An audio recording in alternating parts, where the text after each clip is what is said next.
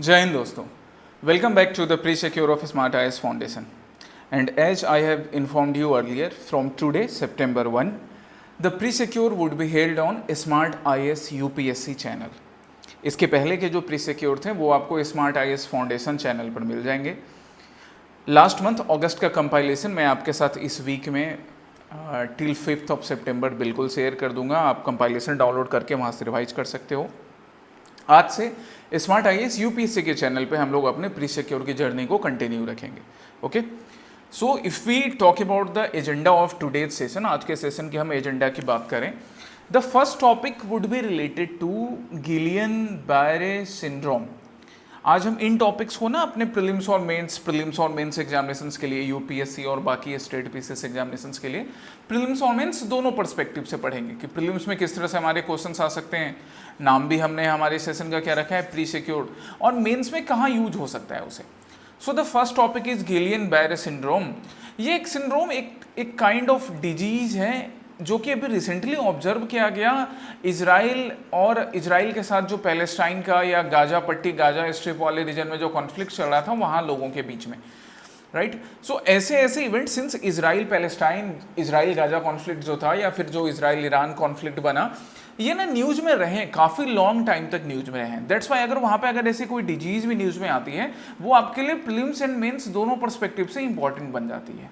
That we will discuss today in detail. Second thing is Pong dam. अभी हमने recently observe किया क्या कि हिमाचल प्रदेश, उत्तराखंड में काफ़ी ज़्यादा बारिश हुई, जिससे हम लैंडस्लाइड के इंसिडेंसेस देख रहे हैं, डैम्स ब्रेक होने की सिचुएशन तक पहुंच गए हैं. उनमें से ही एक थ्रेट लेवल कहाँ अलार्म हुआ, पोंग डैम में. सो पोंग डैम किस रिवर पर है, कौन से रीजन में पोंग डैम बना हुआ है, इस पोंग डैम का सिग्निफिकेंस क्या है, क्या इससे रिलेटेड और बाकी डिटेल्स हमारे यूपीएससी या बाकी सिविल सर्विसेज एग्जामिनेशन से पूछे जाते हैं, वो डिस्कस होगा. देन गोरुमारा नेशनल पार्क, तो इसको आपको प्रीलिम्स में एनवायरनमेंट एंड इकोलॉजी से रिलेट करके आप देख सकते हो, है ना. ये लोकेशन बेस्ड क्वेश्चन, और गोरुमारा नेशनल पार्क में जो आपका फ्लोरा है एंड जो फौना है उससे रिलेटेड क्वेश्चंस यहाँ पे गोरुमारा नेशनल पार्क के बन सकते हैं. Then exercise Bright Star, this is a military exercise. So we need to check कि एक्सरसाइज ब्राइट स्टार जो है ये क्या इंडिया किसी नेशन के साथ कर रहा है, या इसमें मल्टीनेशनल अलग अलग नेशंस इसमें पार्टिसिपेट करते हैं इंटरनेशनल लेवल पर. कब किया जाता है, एनुअली किया जाता है, बाई एनुअली किया जाता है, क्या इसके फीचर्स हैं, एंड मेंस में भी हम इनसे क्या सिग्निफिकेंस ड्रॉ कर सकते हैं वो भी. And then glanders, this was the term which is mentioned in the news वाला ये सेक्शन हो गया. तो ये कौन सा टर्म है ग्लैंडर्स, इकोनॉमी से रिलेटेड है, हेल्थ से रिलेटेड है, स्पेस से रिलेटेड है क्या. एंड देन प्रैक्टिस क्वेश्चन जो कि लास्ट फ्राइडे को क्या था, 29th ऑफ अगस्त ना, तो 29th of August pre secure में जो प्रैक्टिस क्वेश्चन मैंने दिए थे वो डिस्कस करूंगा, और आज के लिए 1 सितंबर के आपके 2 नए प्रैक्टिस क्वेश्चन भी. So this would be the whole agenda of pre secure September 1. ये आपका प्री सिक्योर सितंबर 1 का एजेंडा होगा. अब हम पहले टॉपिक पर आ जाते हैं. तो हमारा पहला टॉपिक क्या है, गिलियन-बायरे सिंड्रोम. क्यों हम इसके बारे में पढ़ रहे हैं, because here we can see in on a news portal Al Jazeera. News portal Al Jazeera क्या करता है, वो गाजा के पर्सपेक्टिव में, इजराइल गाजा कॉन्फ्लिक्ट जो चल रहा था, तो अभी वहाँ पे ह्यूमैनिटेरियन वर्क भी चल रहे हैं. कॉन्फ्लिक्ट जब होना था वो अलग बात थी, अब ह्यूमैनिटेरियन वर्क स्टार्ट हो चुका है. तो वहाँ पे जीबीएस के बारे में वो बात कर रहे हैं, वही GBS, Guillain Barre syndrome, that this rare paralytic disease in Gaza amid Israeli blockade. ये एक टाइप की डिजीज है जिसमें बॉडी में ना पैरालिसिस जैसे कंडीशंस होते हैं. जो ब्रीफ पीरियड के लिए कंडीशन होगा तो वो सही भी हो जाता है, बट अगर एक्सट्रीम केसेस हो ना तो फुल बॉडी पैरालाइज तक हो जाती है जीबीएस में. And that's why that's really important that we study about it. हम इसके बारे में पढ़ें, हेल्थ से रिलेटेड इसके बारे में हम अपडेट मालूम रखें. Okay, so come to the statements. पहला स्टेटमेंट क्या कह रहा है, अच्छा एक और काम तुम्हारे लिए देखो क्या है, एक और काम आपको क्या करना है, आपको, हम गाजा से रिलेटेड बात कर रहे थे ना, तो आपको वर्ल्ड मैप ओपन करना है, और वर्ल्ड मैप ओपन करके आप, इजराइल की बात हो रही है तो आप इजराइल के पूरे बाउंड्री को एक बार फिर से, इजराइल अपने इंटरनेशनल बाउंड्री किन नेशंस के साथ शेयर करता है, कौन सा सी है, कौन सी वाटर बॉडी है, कौन सा स्ट्रेट है, वगैरह वगैरह, ये एक बार आप देखोगे फिर से, है ना. ये आपका एक टास्क हो गया. गाजा का लोकेशन क्या है इजराइल के पर्सपेक्टिव में, किस साइड पड़ता है, ये सारी चीज़ें ये वर्ल्ड मैप ओपन करके करोगे. चलिए अब क्वेश्चन पर चलते हैं. क्वेश्चन पर चलते हैं। सो पहला स्टेटमेंट क्या कह रहा है, it is a rare auto immune disorder in which the body's immune system attacks the central nervous system. Actually central nervous system नहीं, पेरिफेरल नर्वस सिस्टम को अटैक किया जाता है। मतलब ये जो डिजीज है इसमें बॉडी का, ये तुम्हारे लिए डिटेल में मैंने मेंशन भी किया है, यहाँ देखो कि यहाँ पे ना बॉडी की पेरिफेरल नर्वस कंडीशन अटैक होती है, सेंट्रल नर्वस सिस्टम नहीं, peripheral nervous system is attacks in this syndrome, इस सिंड्रोम में। So yes the first statement is correct, sorry first statement is not correct, है ना, सेंट्रल नर्वस सिस्टम नहीं peripheral nervous system attack होता है। So पहला wrong हो गया। दूसरा क्या, it is also known as acute inflammatory demyelinating polyradiculoneuropathy. अब ये इतना लंबा चौड़ा सा नाम हो गया जिसको शॉर्ट में AIDP बोलते हैं। अब ना ऐसे जब भी क्वेश्चंस मिले ना, आपको ये वाले नाम याद नहीं रहने, इतने बड़े, अब डॉक्टर आप हो तो ये सारे नाम्स याद रखने में थोड़ी आसानी होती है, अदरवाइज ऐसे नेम्स ना याद रखने में बहुत तकलीफ होती है एस्पिरेंट्स को। बट परेशान नहीं होना है, कॉमन सेंस अप्लाई करना है। क्या कॉमन सेंस अप्लाई करना है कि 1 रॉन्ग है तो ये रॉन्ग हो चुका है, ये रॉन्ग हो चुका है, ये रॉन्ग हो चुका है, यही आंसर होने के चांसेस हैं और ये ना आपके काम आएगा। वैसे आज तो हम पढ़ेंगे ही, yes this is the full name of this syndrome, but आगे एग्जामिनेशंस में, प्रीलिम्स में आपके काम आ सकता है ये एलिमिनेशन टेक्निक, और हमेशा काम आता है। वैसे चाय पीने वाले अपने ज्ञानी भाइयों से, ज्ञानी दीदियों से सावधान रहें जो आपको ऐसी बातें बोलते हैं कि नहीं एलिमिनेशन टेक्निक और फलाना चीज़ें नहीं काम आएगी, उन लोगों से दूरी बना कर रखें, वैसा सिंड्रोम अपने में ना आने दें। थर्ड स्टेटमेंट क्या, second is correct. Third, plasma exchange and intravenous immunoglobin therapy are commonly used in this treatment. ये कुछ ट्रीटमेंट के मेथड है, इससे हमें ये समझ में आया कि इस डिजीज को ट्रीट तो किया जा सकता है, अगर सही टाइम पर मालूम पड़ जाए, सिम्टम्स डिटेक्ट हो जाए तो ट्रीट किया जा सकता है। Plasma exchange and intravenous immunoglobulin IVIG method से इस डिजीज को ट्रीट कर सकते हैं। 3 is correct. 4, most patient with GBS never recover. नहीं, नेवर रिकवर की बात नहीं है, रिकवर किया जा सकता है, ठीक है। So 4th is wrong. 1 and 2 and 3 are correct है, 2 और 3 यहाँ पर करेक्ट है। अब हम उनके डिटेल्स की बात करें तो पहला तो मैंने तुम्हें ये समझा ही दिया कि एक ऑटो इम्यून डिजीज है जो पेरिफेरल नर्वस सिस्टम को, है ना, ऐसे ऐसे शब्द पर, ऐसे वर्ड्स पर ध्यान दीजिए, सेंट्रल नर्वस सिस्टम नहीं पेरिफेरल नर्वस सिस्टम पे अटैक करता है। एंड दैट्स वाई जो ब्रेन और स्पाइनल कॉर्ड के बाहर वाला पार्ट है ना, वो अफेक्टेड होता है। This is the part of the nervous system which is outside of brain and spinal cord, peripheral nervous system वाला पार्ट, जिससे कि मसल मूवमेंट अफेक्ट होगा, आपका पेन सिग्नल्स अफेक्ट होगा, माइंड तक जाने का, टच सेंसर्स अफेक्ट होते हैं, ये सारी चीज़ें किसी भी एज के पर्सन को अफेक्ट कर सकता है। It means even the child they are prone to this syndrome, they are prone to this disease. But mostly हमने क्या देखा कि 30 से 50 साल के लोग ज़्यादा अफेक्ट हो रहे हैं। इसका एक दूसरा नाम AIDP है, एक्यूट इन्फ्लेमेटरी डिमेलिनेटिंग पॉलीरेडिकुलो न्यूरोपैथी। ये डिजीज का एक शॉर्टकट नाम है, एक दूसरा नाम है, ये भी आप याद रखें। बाकी हम इसके कॉजेज और सिम्टम्स की बात करें कि कॉजेज क्या होते हैं, तो कॉजेज वैसे थोड़े अनक्लियर हैं, बट फिर भी क्या ऑब्जर्व किया गया कि वायरल एंड बैक्टीरियल इन्फेक्शन, इन सब की वजह से ये डिजीज स्प्रेड होता है। Specially the immune system becomes hyper active leading to this rare condition. कई बार ऐसा होता है कि इस जो इम्यून सिस्टम है ना, ये हाइपर एक्टिव होता है इस रेयर कंडीशन में। तो अब गाजा जो स्ट्रिप है या गाजा वाला रीजन है, वहाँ पे सिंस वॉर के वजह से, कॉन्फ्लिक्ट के वजह से काफ़ी लॉन्ग टाइम तक कई टाइप की अलग अलग डिजीज वाली कंडीशंस अराइज हो रही थी। लोगों की जो हाइजीन प्रैक्टिसेस है वो सब डिस्ट्रॉय हो गए थे, हेल्थ फैसिलिटीज डिस्ट्रॉय हो रही थी। दैट्स वाई ऐसे वायरल बैक्टीरियल इन्फेक्शन से नई नई डिजीज सामने आने लग गई, जिसमें सिम्टम्स भी क्या दिखेंगे, कॉमन फीवर, वीकनेस। अब इन चीज़ों को ना लोग इग्नोर कर देते हैं। जो वॉर टॉर्न रीजन है, जहाँ पे वॉर चल रहा है, जहाँ कॉन्फ्लिक्ट चल रहा है, वहाँ कौन ही फीवर वीकनेस की बात करता है। सो दैट्स वाई ऐसे केसेस आते हैं। बट यस, इसकी इंटेंसिटी कभी कभी आवर्स में, डेज में, वीक्स में बढ़ती जाती है। कभी ब्रीफ वीकनेस भी होता है, बट कंप्लीट पैरालिसिस वाले सिचुएशन भी हो सकते हैं। दैट्स वाई जितना जल्दी डिटेक्ट हो उतना बढ़िया है ना। Now come to the second question. Second question कैसे रिलेटेड था, पोंग डैम। अब पोंग डैम से रिलेटेड क्यों है, क्योंकि the Tribune it is one of the leading newspaper in India. The Tribune क्या बोल रहा है, that the water level crosses danger mark at Pong dam, likely to worsen flood situation in Kapurthala Hoshiarpur region. आप यहाँ पे एक इमेज भी देख सकते हो, तो न्यूज़पेपर यही बोल रहा है कि वाटर लेवल ना पोंग डैम में डेंजर मार्क क्रॉस कर रहा है। दैट्स वाई फ्लड सिचुएशंस काफ़ी डिवास्टेटिंग हो सकते हैं, फ्लड सिचुएशंस। पहला स्टेटमेंट इससे रिलेटेड क्या, जस्ट ए मिनट। पहला स्टेटमेंट क्या कह रहा है, that it is an earth fill embankment dam. ये ना मोस्टली जो सिंपलेस्ट काइंड ऑफ डैम आप बुला लो, सिंपलेस्ट काइंड ऑफ डैम कि पत्थर इकट्ठा करके, पत्थर या फिर बोल्डर्स इकट्ठा करके यहाँ पे पानी को रोक दिया गया। इम्बैंकमेंट्स, बांध बनाना, सिंपली ऐसे ही बांध शुरू से बनाए जाते थे। तो ये one of the earliest made बांध में से, डैम में से, इम्बैंकमेंट डैम में से एक है। Constructed on the Sutlej river, not actually Sutlej river पे नहीं, एम्बैंकमेंट डैम है, वो बात सही है, एक सिंपलेस्ट नेचर का डैम है, बट सतलज रिवर पे नहीं है। कौन से रिवर पे बना है? ब्यास रिवर पर बना है, ठीक है, इंडस की एक ट्रिब्यूटरी ब्यास रिवर पर। फर्स्ट रॉन्ग हो गया। सेकंड क्या, the Maharana Pratap Sagar reservoir created by the dam is a Ramsar site. जब यहाँ पे पानी रोका गया ना इस इम्बैंकमेंट डैम की वजह से, तो यहाँ पे एक आर्टिफिशियल रिजर्वोयर क्रिएट हो गया जिसे हम महाराणा प्रताप सागर रिजर्वोयर भी बुलाते हैं। It is named after Veer Shiromani great warrior Maharana Pratap, जो सिसोदिया कुल के राजा थे, मेवाड़ के राजा महाराणा प्रताप, उनके नाम पर ये रिजर्वोयर का नाम रखा गया। Second is correct. Third, it is one of the most important habitats for migratory birds in the western Himalayas.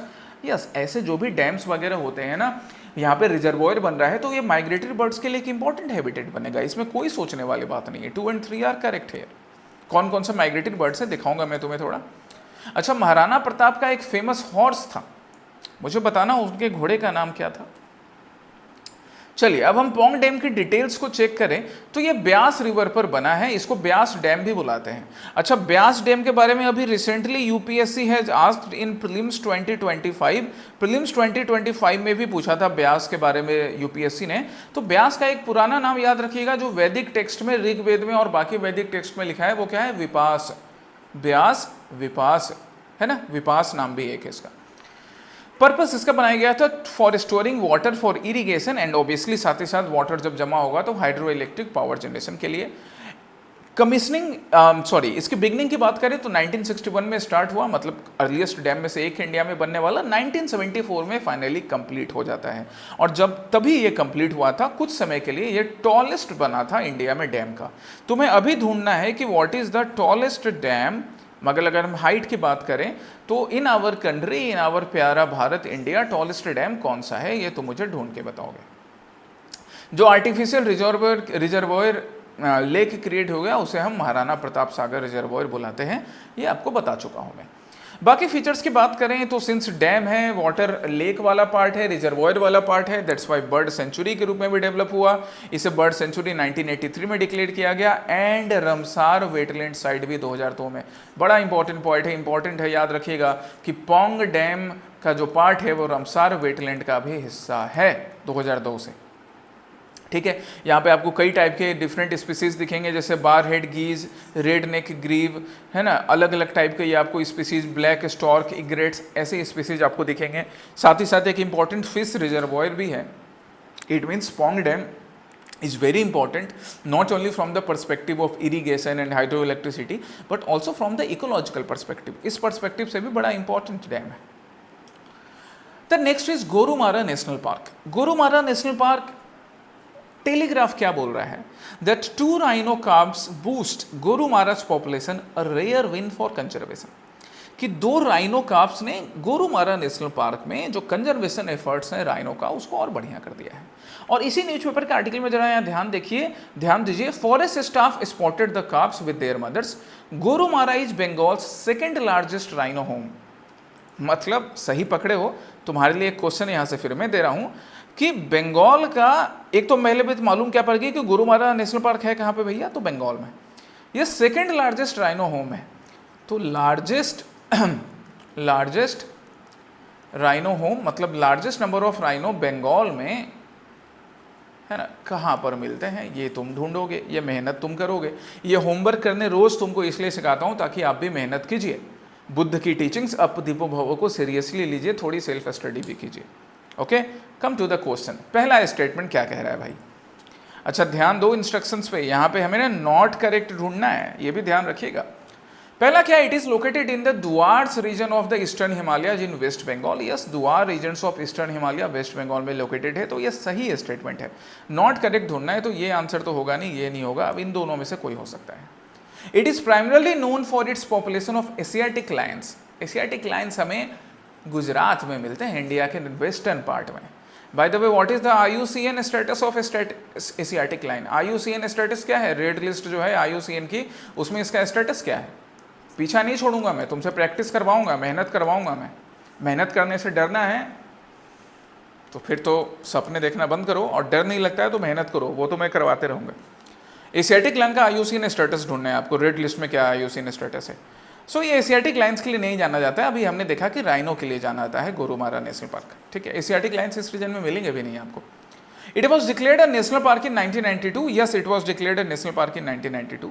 So not correct वाली बात होगी, तो आंसर क्या होगा? 2 is not correct, 3rd is correct. 1992 में इसको नेशनल पार्क भी बनाया गया था, डिक्लेयर किया गया था।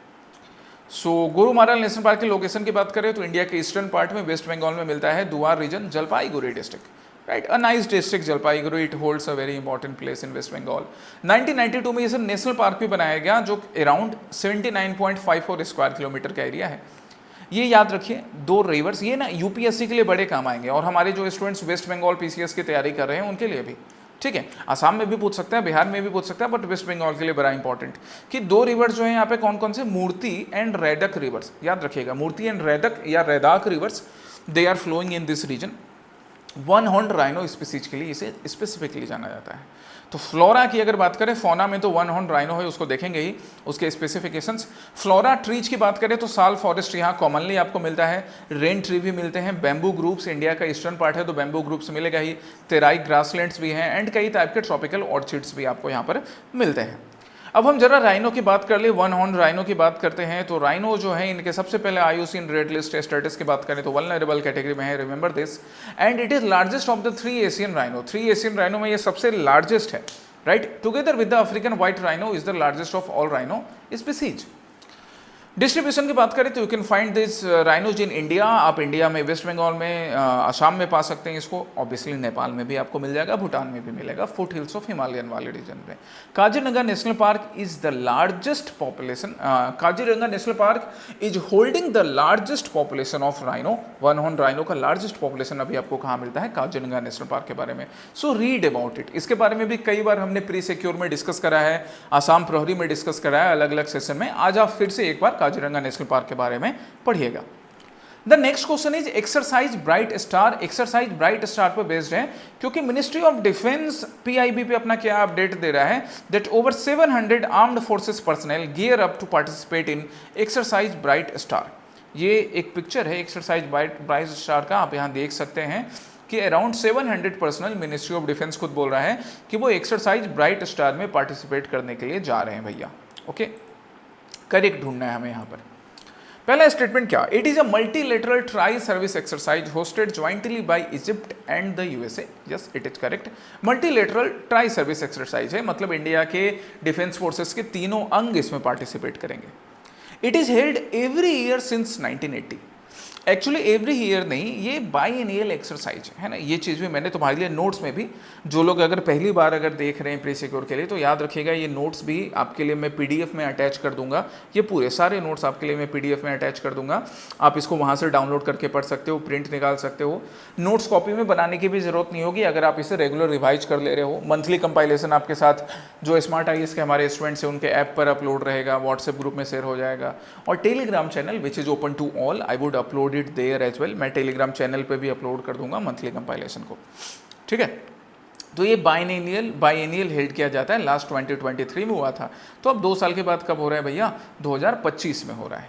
सो सेकंड स्टेटमेंट इज रॉन्ग, हर साल नहीं, 2 साल में एक बार। India participated for the first time in the 2023 edition. Yes, India ने पहली बार 2023 एडिशन में पार्टिसिपेट किया था, इस बार फिर से पार्टिसिपेट कर रहा है 2025 में। फोर्थ क्या है? The exercise primarily focus on maritime security in the Indo Pacific region. Why it would just focus on maritime security? It would focus actually on the defense preparedness as well as interoperability. अब जब Egypt वहाँ पे organise कर रहा है, USA organise कर रहा है, तो इंटरऑपरेबिलिटी होगा ना, अलग अलग नेशंस आएंगे, अलग अलग लोगों के डिफेंस प्रिपेयर्डनेस को चेक करेंगे, इंडिया चेक करेगा बाकी नेशंस के साथ। तो सिर्फ मेरीटाइम सिक्योरिटी क्यों बढ़ेगी? Maritime security is one such part, not the primary focus. So the fourth statement is wrong and 1 और 3 आर करेक्ट हियर। चलिए, वो डिटेल्स अभी मैंने आपके साथ डिस्कस किया ही कि 1980 से इसे इजिप्ट और यूएसए मिलकर लीड कर रहे हैं। ट्राई सर्विस मल्टीलेटरल एक्सरसाइज है, India is participating since 2023।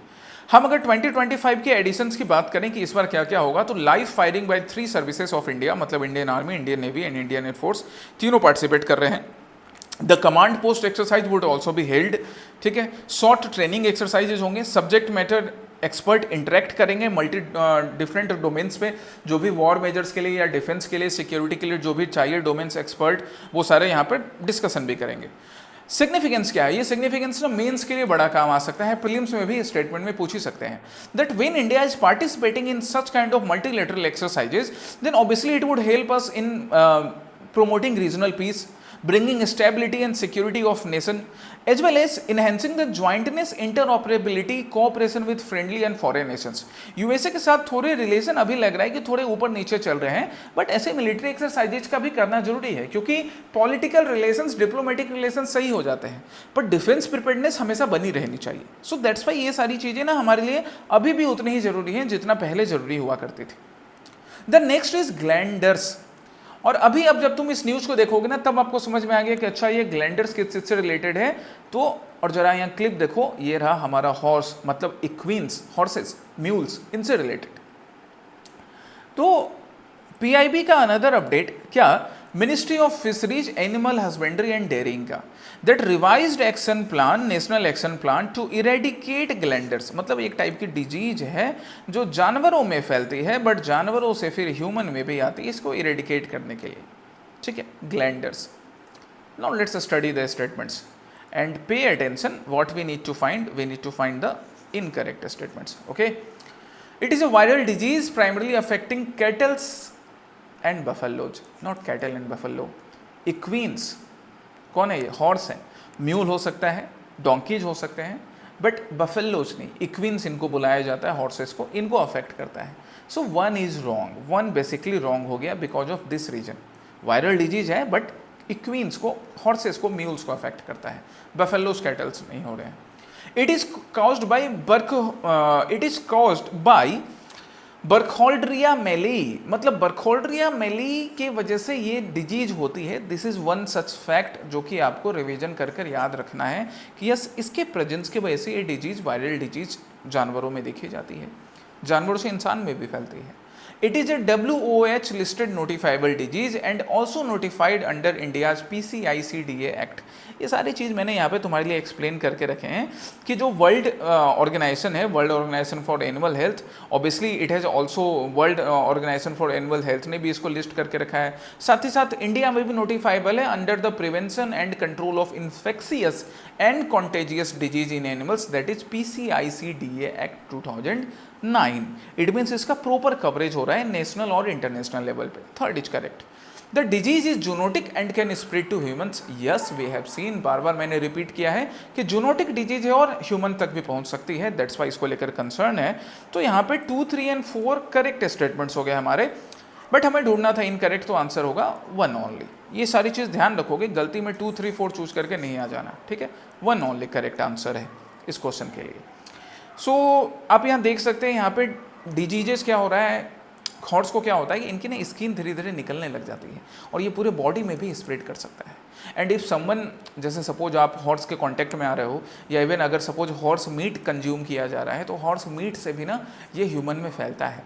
And that's why while consuming the meat of different species, different animals, the people should pay attention, ठीक है। हॉर्स मीट कहाँ कंज्यूम किया जाता है, नहीं किया जाता है, that is a different debate, वो एक अलग डिबेट है। बट हॉर्स के कंटेक्ट में भी रहने से आपको ये डिजीज आ सकता है, वो भी याद रखिएगा। सिर्फ जरूरी नहीं है कि मीट खाने से ही हो, ठीक है। नेसल जो डिस्चार्ज है, जो नाक से जो डिस्चार्ज निकलेगा, अगर उसके भी कांटेक्ट में आते हैं तो that can contaminate the food, that can contaminate the water, and then human can be affected, okay। So it is caused by the bacterium, ये हम देख चुके हैं, बर्खोल्ड्रिया मेलाई इसके वजह से होता है। इक्वीन्स इससे अफेक्ट होते हैं, horses, mules, sometimes other animals भी, sometimes as well as humans भी। The disease causes nodules and ulcerations in the respiratory tract and lungs in animals. A skin form known as farcy also occurs। मतलब ये यहाँ से शुरू होता है nasal point से और धीरे धीरे पूरे बॉडी में स्प्रेड कर जाता है, ठीक है। और इसके बारे में हम ग्लैंडर्स के बारे में डिस्कस करें तो if you talk more about the glanders then traditionally it is categorised into nasal, pulmonary and cutaneous forms based on the most commonly affected organ system in the equines horses में mostly ये part जो होते हैं nasal वाले part है ना, ये parts pulmonary parts ये सब जो होते हैं ये ज़्यादा अफेक्ट होते हैं। ज्योग्राफिकल डिस्ट्रीब्यूशन हर रीजन में मिलता है and that's why we should be concern, that's why ministry of fishery जो है इंडिया में पीआईबी में ये अपडेट डाल रही है कि भाई हमें इस डिजीज को इरेडिकेट करना है, ठीक है। इसी के साथ साथ African, middle eastern, south African countries में भी ये डिजीज मिलता है। World organisation of animal health ने भी इसको लिस्टेड कर रखा है और इंडिया में भी it is notified. It means the government is paying attention since 2009 बोल रहे हैं कि the act which was made in 2009 prevention and control of infectious and contagious disease in animals, इसके अंदर ये नोटिफाइड भी है and that's Y regular level पर गवर्नमेंट इस डिजीज को या इसके स्प्रेड को खत्म करने का काम करती है। ओके, नाउ अब हम प्रैक्टिस क्वेश्चन पर आते हैं। तो लास्ट वीक 29 अगस्त को जो मैंने प्रैक्टिस क्वेश्चन दिया था वो था स्टैगफ्लेशन। स्टैगफ्लेशन, यहाँ पे दो वर्ड हैं, इस वर्ड को हम पहले ब्रेक कर लेते हैं, हमें समझ आएगा। एक है स्टैगनेशन, है ना, स्टैगनेशन मंदी एक टाइप से कह सकते हो, लेकिन साथ ही साथ इन्फ्लेशन, मतलब स्टैगनेशन भी है, मार्केट स्लो भी है, लेकिन महंगाई भी बढ़ी हुई है, प्राइस राइज भी है, मतलब भैया दोनों साइड से मार पड़ रही है। So stagflation refers to an economic situation marked by sluggish economic growth, मंदी जिसको बुलाते हैं, and high unemployment, rising inflation concurrently, yes it is stagflation. It can be effectively addressed by reducing interest rate. Actually सिर्फ इससे ना इसका आपको और नॉट करेक्ट ढूंढना है, याद रखिएगा नॉट करेक्ट ढूंढना है। सिर्फ इंटरेस्ट रेट कम कर देने से ना इसको नहीं एड्रेस किया जा सकेगा। स्टैगफ्लेशन को एड्रेस करने के लिए इंटरेस्ट रेट कम करने के साथ साथ सप्लाई साइड मेजर्स पर भी ध्यान देना पड़ता है, जॉब क्रिएशन करना पड़ता है, मार्केट बैलेंसिंग करनी पड़ती है। So that's why all such measures are required. Third, it occurs solely due to excessive demand in the economy. नहीं, सिर्फ एक्सेसिव डिमांड्स की वजह से नहीं, सप्लाई शॉक की वजह से भी होता है। Yes, supply shock is a reason, है ना। Poor policy measures, poor policy implementations के भी होता है, एक्सटर्नल शॉक्स के भी होता है कि एक्सटर्नल शॉक्स भी कंट्री में देखा जा सकता है, जैसे tariff measures by USA and other nations, even that can be a reason, वो भी एक रीजन हो सकता है। So third is also wrong, हमें रॉन्ग ढूंढना था। आंसर क्या होगा? 2 and 3। नेक्स्ट प्रैक्टिस क्वेश्चन क्या था, बाकी डिटेल में स्टैगफ्लेशन आपको प्रशांत सर इकोनॉमिक्स की क्लासेस में पढ़ाएंगे। नेक्स्ट क्वेश्चन में मैंने एक स्टेटमेंट दिया था, मैंने क्या बोला था कि एक स्टेटमेंट इसे पढ़ो, I wanted India to take an eager and active part in the mighty conflict. कौन सा माइटी कॉन्फ्लिक्ट? तो वर्ल्ड वॉर 2 की बात हो रही है, वर्ल्ड वॉर 2 जो कि 1939 से लेकर 1945 तक ग्लोबल लेवल पर चला। For I felt that high principles would be at stake, and out of this conflict would come great and revolutionary change in India and the world. This statement was given by none other than our first Prime Minister, चाचा नेहरू, पंडित जवाहरलाल नेहरू ने world war 2 के time में दिया था। इन्होंने बोला था कि ये जो माइटी कॉन्फ्लिक्ट हो रहा है, Indian should also be prepared कि हम अपने प्रिंसिपल्स को जिंदा रखें कि अगर हम ब्रिटिश को सपोर्ट करेंगे, क्योंकि वर्ल्ड वॉर 2 जब स्टार्ट हुआ तो एक डिबेट चल रहा था कि ब्रिटिश को क्या अनकंडीशनल सपोर्ट दिया जाए। गांधी जी थोड़े इसके फेवर में थे कि ब्रिटिश को अनकंडीशनल सपोर्ट हम शुरू में देते हैं। क्यों? बिकॉज उन्होंने माना कि नाजीज के जो भी काम थे, हिटलर के जो भी एफर्ट्स थे वो बिल्कुल गलत थे, और उन्होंने माना कि इस वजह से हम ब्रिटिश को अनकंडीशनल सपोर्ट दे सकते हैं। बट पंडित नेहरू, सुभाष चंद्र बोस इसके फेवर में नहीं थे। सुभाष चंद्र बोस तो इमीडिएट मास मूवमेंट चाहते थे, बट पंडित नेहरू ने बोला कि नहीं, हम इमीडिएट मास मूवमेंट अभी नहीं स्टार्ट करेंगे, हम एक बार ब्रिटिश से बात करते हैं, अगर उनको सपोर्ट चाहिए तो कंडीशनल सपोर्ट देंगे। तो उसके वजह से फिर अब एक लंबी बातचीत चलती है, इंडिविजुअल सत्याग्रह का दौर स्टार्ट होता है, और फाइनली जाकर 1942 में क्विट इंडिया मूवमेंट स्टार्ट होता है। तो ये सारी चीजों के बीच ही पंडित जवाहरलाल नेहरू ने ये स्टेटमेंट दिया था इंडियंस को रेडी रहने के लिए कि whatever be our instance, Congress का जो भी इंस्टेंस हो, but Indians and India should be prepared for a revolutionary change in the world and in India, कि वर्ल्ड वॉर 2 के बाद जो भी चेंज होगा वो एक बड़ा चेंज होगा। और बड़ा चेंज भी हुआ कि ब्रिटेन की हालत वो नहीं रही थी जिसका सूरज कभी नहीं डूबता था। इसलिए कभी घमंड नहीं करना चाहिए किसी भी ग्रुप को, किसी भी इंसान को, किसी भी नेशन को, क्योंकि आपका सूरज हमेशा बुलंद हो ये ज़रूरी नहीं है। जब सूरज बुलंद हो तब भी अपनी नज़रें धरती पर ही टिका कर रखनी चाहिए, वही बेहतरी है। ब्रिटेन ने शायद ये गलती की, आज तक खामियाजा भुगत रहे हैं। Okay, so this statement was given by Pandit Jawaharlal Nehru during world war 2। याद रखिएगा इस रेफरेंस को भी और इस स्टेटमेंट को भी। ये आप ऐसे लिखने में यूज कर सकते हो, प्रीलिम्स में आपके काम आ सकते हैं, IR के आंसर्स में काम आ सकता है, अलग अलग पेपर में भी।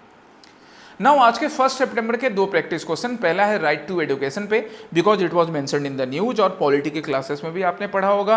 दूसरा प्रैक्टिस क्वेश्चन है क्वाड पर, again it is mentioned in the news, है ना, जिस तरह से डिप्लोमेटिक सिचुएशंस वर्ल्ड लेवल पे चेंज हो रहे हैं तो ये न्यूज में है। तो ये 2 आपके प्रैक्टिस क्वेश्चंस हो गए, Quad and right to information. कल हम लोग फिर से सितंबर 2 में स्मार्ट आईएएस यूपीएससी चैनल पर प्री सिक्योर के साथ मिलेंगे। Okay, so till then study well, take care, जय हिंद।